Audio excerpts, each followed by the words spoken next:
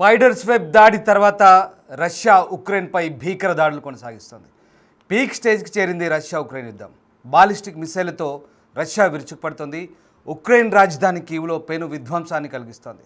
40 మిసైళ్లు 400 డ్రోన్లతో దాడి చేశారంటూ జెలెన్స్కీ చెప్తున్నారు.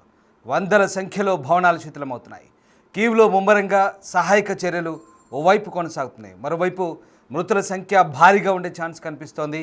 ఆపరేషన్ స్పైడర్ వెబ్కు ప్రతీకారంగా రష్యా ఈ దాడులు కొనసాగిస్తుంది. రష్యా ఉగ్రవాద దేశం అంటూ నివాస ప్రాంతాలపై దాడులు చేస్తుందంటూ ఉక్రెయిన్ ఆరోపిస్తున్న పరిస్థితి కనబడుతోంది.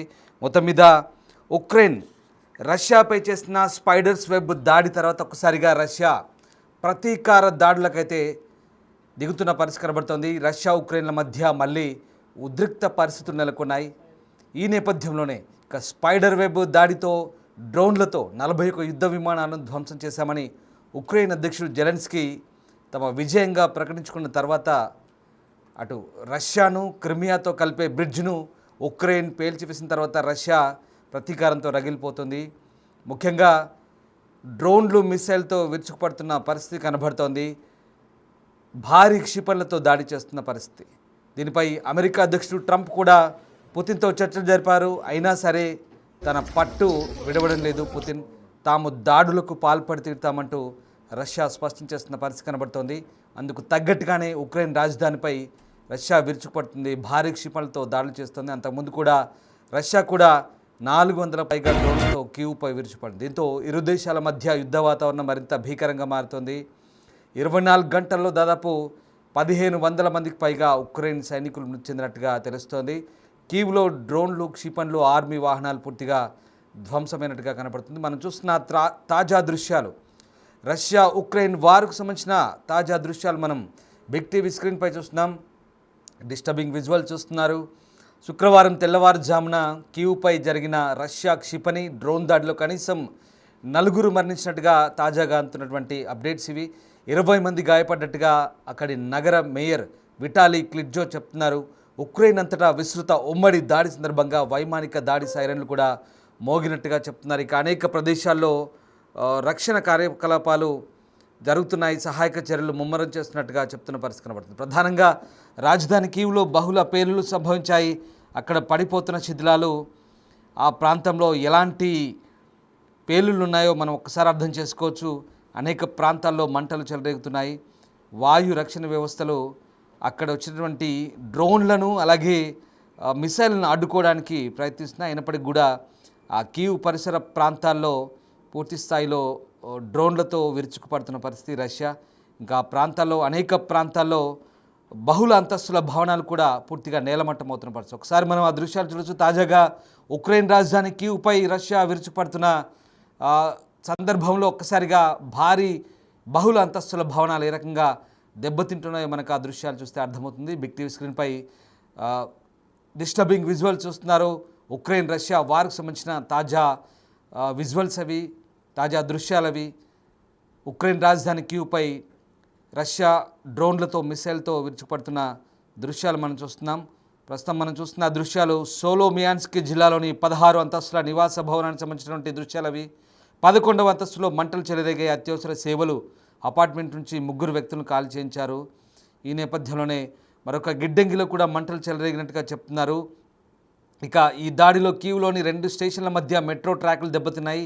ఎటువంటి అగ్ని ప్రమాదం సంభవించినట్టుగా తెలుస్తోంది. మరోవైపు ఉత్తర చెర్నిహో ప్రాంతంలో ఒక అపార్ట్మెంట్ భవనం సమీపంలో షాహిద్ డ్రోన్ పేలి కిటికీలు, తలుపులు పగిలిపోయినట్టుగా స్థానికులు చెప్తున్న పరిస్థితి కనబడుతుంది. ఇక బాలిస్టిక్ క్షిపణుల పేలులు కూడా నమోదైనట్టుగా చెప్తున్నారు. ఉక్రెయిన్ రష్యాలను విడదీసి శాంతిని కొనసాగించే ముందు కొంతకాలం పోరాటానికి అనుమతించడం మంచిదంటూ అమెరికా అధ్యక్షుడు డొనాల్డ్ ట్రంప్ చెప్పిన కొన్ని గంటల తర్వాత ఈ దాడి కొనసాగింది. ఇక 3 ఏళ్ల యుద్ధాన్ని ఆపాలంటూ ట్రంప్ తరచుగా చేసే విజ్ఞప్తి నుంచి కూడా ఇది మినహాయింపుగానే మనకు అర్థమవుతుంది. మరోవైపు జర్మనీ కొత్త ఛాన్సలర్ ఫ్రెడరిక్ మెర్జ్ను కలిసిన సందర్భంగా ట్రంప్ మాట్లాడారు. రష్యా అధ్యక్షుడు పుతిన్పై ఒత్తిడి తీసుకురావడం ద్వారా రక్తపాతాన్ని ఆపగల ఒక కీలక వ్యక్తిగా కొత్త జర్మనీ ఛాన్సలర్కు ఆయన విజ్ఞప్తి చేసిన పరిస్థితి కనబడుతుంది. సో మొత్తం మీద ఆపరేషన్ స్పైడర్స్ వెబ్ తర్వాత రష్యా ప్రతీకార దాడులకైతే పూర్తి స్థాయిలో జరుపుతున్న పరిస్థితి కనబడుతుంది. మా కొలీగ్ సయీద్ జాయిన్ అవుతున్నారు. సయీద్, ఆపరేషన్ స్పైడర్స్ వెబ్ తర్వాత ఉక్రెయిన్పై రష్యా భీకర దాడులు కొనసాగిస్తుంది. మనం చూస్తున్న ఆ తాజా దృశ్యాలే స్క్రీన్పై మనకు దాడులకు అద్దం పడుతున్నాయి. ప్రధానంగా ఎలాంటి దాడులు కొనసాగిస్తుంది రష్యా? ఉక్రెయిన్లో ప్రస్తుతం ఎట్లాంటి డ్యామేజ్ కొనసాగుతుంది? ఎస్ రామ్, ఏదైతే ఉక్రెయిన్ రీసెంట్ గా ఒక 4 రోజుల క్రితం అయితే దాడి చేసిందో రష్యా పైన, డ్రోన్స్ యూజ్ చేసి రష్యాలోని భూభాగంలోకి వెళ్ళిన తర్వాత డ్రోన్స్ యూజ్ చేసి అక్కడ దాడులు చేసిన తర్వాత రష్యాకి సంబంధించిన 41 యుద్ధ విమానాలు కూడా ధ్వంసమయ్యాయి, బాంబర్ల విమానాలు కూడా ధ్వంసమయ్యాయి. దీంతో రష్యా దీన్ని చాలా సీరియస్ గా తీసుకుంది. అండ్ పుతిన్ కూడా చాలా సీరియస్ గా వార్నింగ్ ఇచ్చారు. మేము తీసుకోబోయే ఏదైతే ప్రతీకార దాడి ఉంటుందో దాని వల్ల ఉక్రెయిన్ కు కోలుకోలేని ఎదురుదెబ్బ తగులుతుంది. అండ్ ఫర్దర్ గా కూడా ఈ యుద్ధం కూడా ఇంతటితో ఆగిపోతుంది అన్నంత రేంజ్ లో కూడా మేము దాడి చేస్తాం అన్నట్టు కూడా పుటిన్ సీరియస్ గా వార్నింగ్ ఇచ్చారు. అయితే ఈ ఉక్రెయిన్ దాడి చేసే కొద్ది గంటల ముందు రష్యా ఇంకా ఉక్రెయిన్ ఇద్దరి మధ్య శాంతి చర్చలు జరగాల్సి ఉంది ఇస్తాంబుల్ లో. కానీ ఇలా ఉక్రెయిన్ దాడి చేయడం వల్ల ఆ శాంతి చర్చలకు సంబంధించి కూడా ఎలాంటి రిజల్ట్ రాలేదు. ఇక ఫర్దర్ గా కూడా రష్యా చెప్తూనే వస్తుంది, మేము చేసే భీకర దాడులకు ఖచ్చితంగా ఉక్రెయిన్ సిద్ధంగా ఉండాలి అంటూ కూడా ఇప్పటికే రష్యా చెప్తూ వస్తుంది. అండ్ ఇదే నేపథ్యంలో కూడా రీసెంట్ గా ఇవాళ కూడా రష్యాకి సంబంధించి కొన్ని అటాక్స్ ఉక్రెయిన్ లో జరిగాయి. ఇప్పటి వరకు 20 మంది కూడా చనిపోయినట్టు కూడా ఇప్పటికీ తెలుస్తుంది. అయితే నిన్న అర్ధరాత్రి ఉక్రెయిన్ ఒక మెరుపు దాడి చేసింది. కీలకమైన ఏదైతే ఎయిర్పోర్ట్ ఉందో, రష్యాలో ఉన్న కీలకమైన ఎయిర్పోర్ట్ పైన దాడి చేసింది. ఆ ఎయిర్పోర్ట్ దగ్గర వీళ్ళు బాలిస్టిక్ మిసైల్స్ కి సంబంధించిన మిసైల్ లాంచర్స్ ని రష్యాకి సంబంధించిన బలగాలు మోహరించడం జరిగింది. అయితే ముందుగానే పసిగట్టిన ఉక్రెయిన్ బలగాలు ఏం చేశాయంటే వెంటనే డ్రోన్ అటాక్స్ తో అక్కడ ఉండే బాలిస్టిక్ మిసైల్ లాంచర్స్ ని, దాంతో పాటు ఆ లాంచర్స్ ని క్యారీ చేసే ప్లేన్ తో పాటు మరొక యుద్ధ విమానం కూడా అక్కడ మోహరించింది. వాటిని కూడా కంప్లీట్ గా ఉక్రెయిన్ ధ్వంసం చేసింది.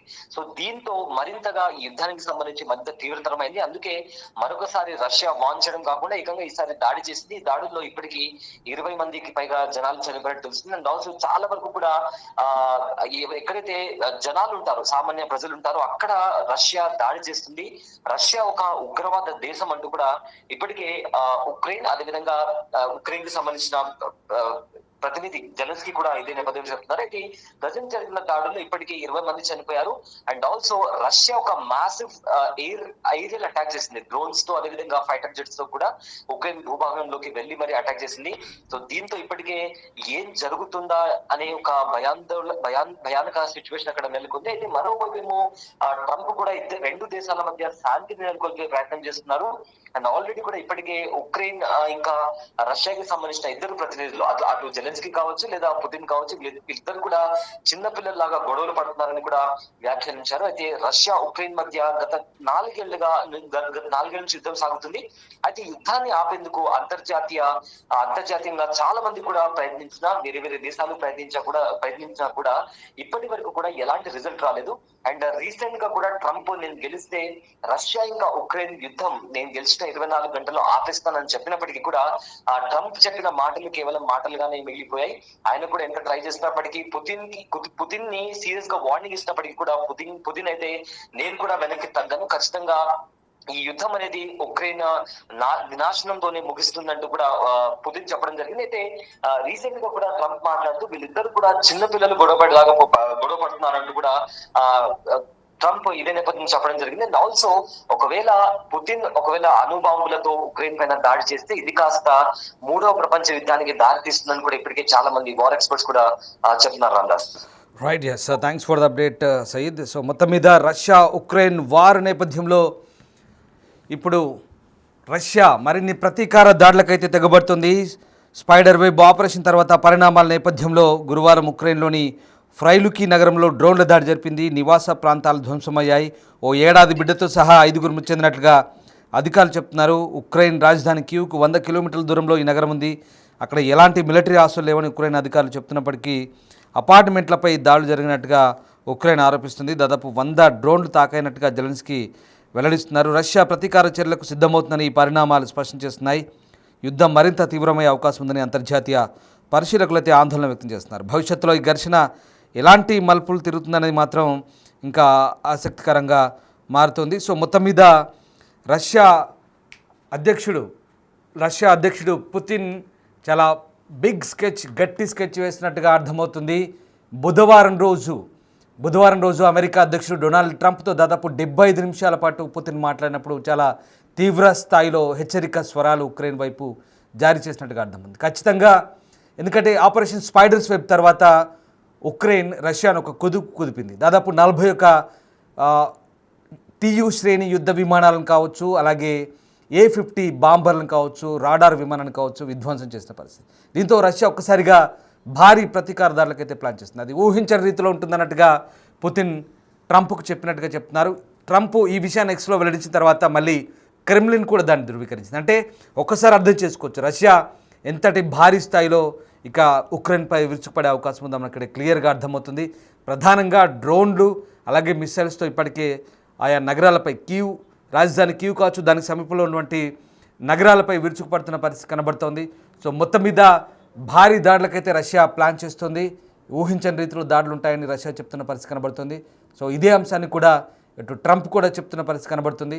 ఓవైపు శాంతి చర్చలు ప్రక్రియ ప్రతిష్టంభన కొనసాగుతుంది. ఇస్తాంబుల్లో జరిగిన శాంతి చర్చలు కేవలం గంట మాత్రం జరిగాయి. కేవలం సైనికుల అప్పగింత లేదా శవాల అప్పగింతకు సంబంధించిన ప్రక్రియ వరకు మాత్రమే ఈ ప్రస్తావన వచ్చింది.